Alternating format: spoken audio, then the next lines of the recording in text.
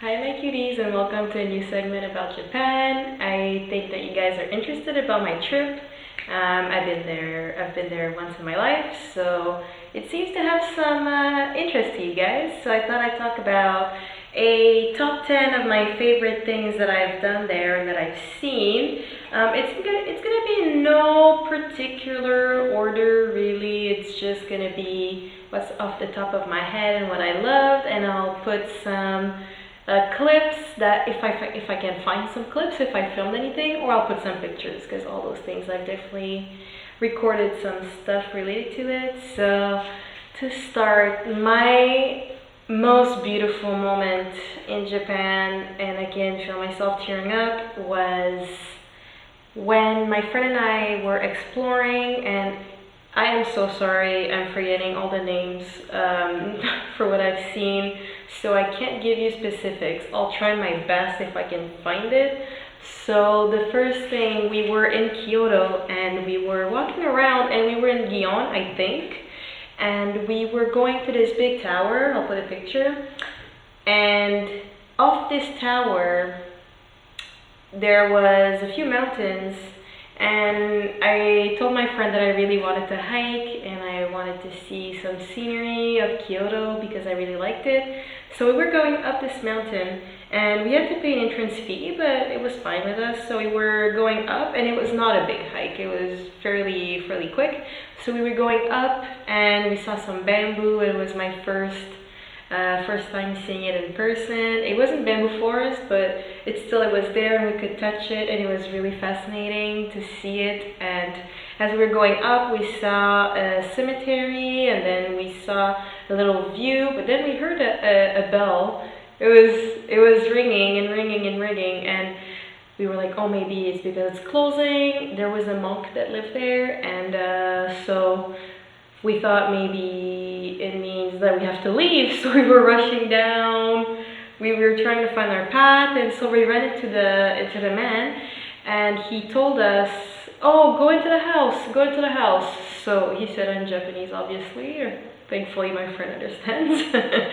So we went into the house, and as we're going, it feels like some parts are like a museum, and then we went into a room, and it was a meditation room, and all of a sudden my heart just felt so full and so blissful, and we kept walking, and I wanted to meditate, and I just turned around, and I'm not kidding, my whole entire being just like froze, because there was this beautiful garden. This garden, I wasn't expecting it. It was literally a giant open window to a garden.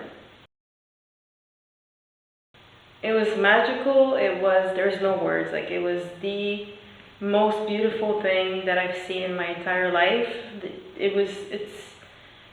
I can't describe it. It was just perfect. It was beautiful.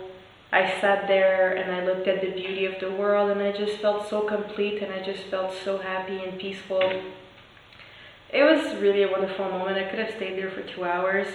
So I thought for my next trip, I definitely want to maybe stay in a shrine, or I know some places you can sleep over and have a vegan meal and do some meditation. So I really want to look into that. I would love to do that. So that was my top one. And it was honestly just, I don't think the picture can even depict what I felt at that moment. It was just so powerful and strong. So that was my most beautiful moment. I know a lot of people are probably going to think that I'm crazy, but I loved it. I loved it so much. It made me so happy. I wrote them down, so that's why I'm laughing, because I want to make sure that I'm not going in a tangent. So I wrote Sakura, Sakura everywhere. So one of my favorite things, obviously, I went during the spring, so it's just the beauty of everything, just how beautiful everything looks. The city being painted in pink, this dusty pink of sakura, it's just so gorgeous. We were hunting them down when they were in bloom. They weren't in full bloom, so we were like walking around town trying to find a beautiful tree. Then we found one We saw the huge group of tourists just going town, just taking pictures, taking selfies. We did the same, so I'm not judging, no judgment. So sakuras were just part of the trip. It just made it magical. It made it something that I never expected possible. It's just, I knew they existed, I've seen pictures and it was beautiful, and then when you actually see it in person, it's just wow. Even there was this one shot that I took. I'm not a great photograph, which sucks. So I took this picture and it was just this cute little bike. I don't know, I just like the aesthetic of Japan. So it's just this bike that was there and there was fallen sakuras all around it, and it was just really pretty. Even if the sakuras were fallen, it was just so beautiful. So sakuras were definitely a big plus during my trip. So beautiful in the mountains. It was unbelievable. It's just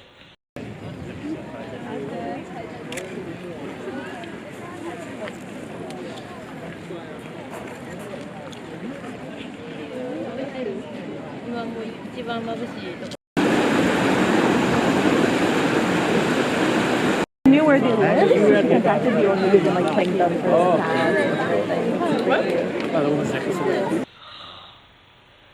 And I mean, the Hanami was really fun. I went out with my friend and some of her friends, and we had a little drink down the river, and there was a lot of people in the park, and there was some sakura tree that was lit up. It was just beautiful. It was amazing. Lots of food stands, lots of everything. It was great. So if you go, I recommend that you go in the spring. For my third, it's not a specific place. Well, it's kind of specific, but I really liked Harajuku. I know it sounds, I'll say the word basic, but a lot of people think that Harajuku is just overrated, and I mean it is packed, and it is, you've seen the most of it pretty quick, but once you actually take the time to go in the shops and look at stuff, it's just very cool. It's very colorful, very bright. People have a grand sense of style there. I really enjoyed seeing different styles, the huge platform boots that are associated with like the goth and punk movement here in Canada. Over there it's different. It was really cool. Saw so many cute shops and all those crepe places, which I mean, they're good. The crepes are good, but they're filled with whipped cream. It's just, it's something. It's an experience. I think that if you're not lactose intolerant, or if you are like I am, or if you're not vegan, then just like try it. Just try crepe. Live the experience to the fullest. I would recommend the matcha one. I don't remember. I think it was Sweet Box where I went, where it was matcha powder, there was mochi, there was like a matcha cube. It was really good. Like there was some azuki beans, I think that's what it's called, the sweet red beans. So it was really delicious.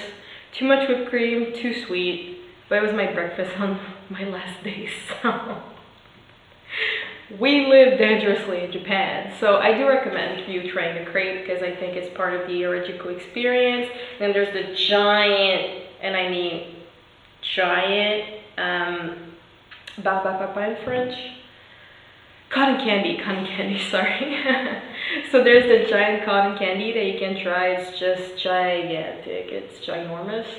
So if you feel like it, definitely try it. I think it's an experience. I see a lot of people do it. I even saw someone from the news report eating a giant cotton candy, and I was just like, wow, this is I just thought that Japanese television seems like a lot of fun. We don't really see that around in Quebec. I mean, some, maybe in like smaller networks, but not big networks, so that was definitely cool. I enjoyed the shops, as I said. Wego that I discovered is now one of my favorites. Honestly, I love the style there. There's a lot of stuff I would have wanted to buy, but my budget was very limited, so it's life. So Harajuku, really enjoyed it. Very cute, very fun, if you don't mind being squished. The first time around that I went was, I think, on a weekend, so it was packed, and it was raining, so everybody had their umbrellas, so everybody was bumping into the umbrella. It was quite an experience, but it was a lot of fun. So Harajuku, really loved it. really enjoyed it.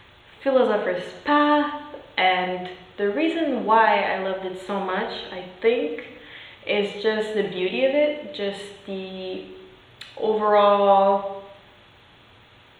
I think I'm a big romantic, and I have a lot of imagination. So when, first of all, my friends told me Philosopher's Path, I'm like, Philosopher's Stone, big Harry Potter geek right there.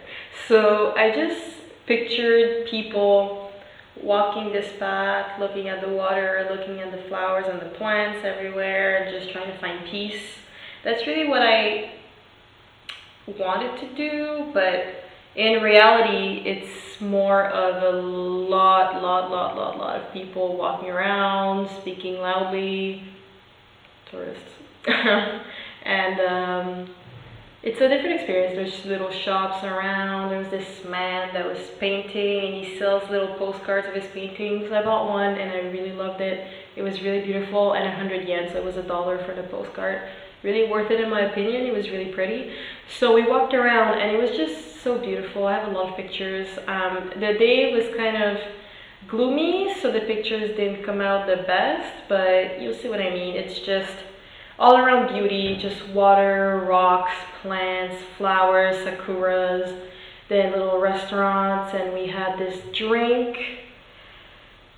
Can't remember the name of it. It was sweet red beans, kind of like a soup, but was it warm or cold? You can have it both ways. I don't remember if I had it warm or cold. It was really good. And then there was mochi on the side, and they gave us some green tea, and it was a tea house, so obviously it was some of the best tea I've ever had in my life. It was amazing. And then I found my sister's gift there, so I was happy. It was a beautiful little hair jewelry that keeps your hair in one place. Really pretty. So I found that, and all around lots of beautiful things. Really enjoyed it. I hope that one day, maybe when I come back, hopefully I could walk the path maybe super early in the morning when there's not as many people. I feel like that would be a really great moment. Sit down on one of the benches and write. Just do it, kind of the romantic old times or something. I don't know. It's something that speaks to me. So I really enjoy that. Sights were very pretty. So I think it's worth it. And in the fall, I'm sure with the leaves orange and red and yellow, it's going to be a golden scenery of beauty and magic. So I think that's going to be very pretty as well. I don't know what it looks like in the summer, but I'm sure it's still beautiful. It's a very, very beautiful place. Number 5 is Monkey Park. And before I say anything, I just want to say that I was really, really, really surprised to see. I'm someone that's very against animal cruelty. So zoos, some aquariums, I'm really against. But Monkey Park is actually, it's not a prison for them, it's their environment, and we are welcomed in there, but you have to follow the rules. The monkeys are very much animals, and they're, I want to say savage, but it's not what I meant. It's just, I don't know how to express it, but they are animals. They're wild animals. They are wild animals, and therefore you shouldn't be looking them in the eye. You shouldn't point a flash at them, you know. And sometimes in zoos, people are, when they go to zoos, they're used to, oh, let me just put the flash and do a Snapchat filter on this monkey and just be like, woohoo! But this is a real animal. This is a wild animal, and you enter its house. So I really enjoyed that because there was someone on site that we are pretty sure that they're zoologists or they studied in zoology and they know all about the monkeys. They're dressed differently, they have this uniform, and it's very serious, and they let you know when you can go take a picture next to the monkey and when you can't. And I really enjoy that, and it's just seeing monkeys like this in their natural habitat was everything to me. As a child, I grew up watching the National Geographic. My grandparents and my parents would buy me all the giant encyclopedias about animals. I've loved animals since I was born. I've always been fascinated by them, interested in their lives and how they live, where they live. So for me, seeing an actual monkey was everything. I was so happy. I was mesmerized. Like, it was something I never thought I would ever see. And I didn't think it would be this cool. Like, in my head, I was like, okay, yeah, it's Monkey Park. We're gonna go there. It's gonna be this little habitat, but it's like man-made, and it is man-made. Like, they constructed like a wood house where you can go, and there's grills so that you don't feed the monkey directly, so they can't attack you. Not that I think they would attack you, because they seem very nice and very peaceful, but no, just for security, so you would see children feed the baby monkey, and the baby monkey was so cute. Anyway, so I loved it. I really liked it. It was a beautiful hike. The hike to go there was amazing, even though the floor was muddy, so my shoes were ruined. My shoes were ruined. I can't speak English. Ruined, and my socks were ruined. So anyway, yeah, it was beautiful. The hike was amazing. Really enjoyed it. Yeah, even though it was kind of rainy and gloomy, it was beautiful. I loved it. Have a lot of pictures of monkeys that I took from afar, and I was obsessed and I was freaking out. I didn't want to leave. I was like, oh my god, I just want to see the monkeys all day. So I loved it. I really liked it. Hi my loves, so as you are watching this, I am editing and you are seeing part 1. I've decided to do 2 parts to this top 10-ish, storytime-ish video about Japan. So I thought it would be more enjoyable not to watch a full-on 45-minute video and instead do 2 parts. I hope you guys are gonna enjoy that. Thank you so much for watching today, and I will see you guys on Friday for part 2. Have a good one. Bye.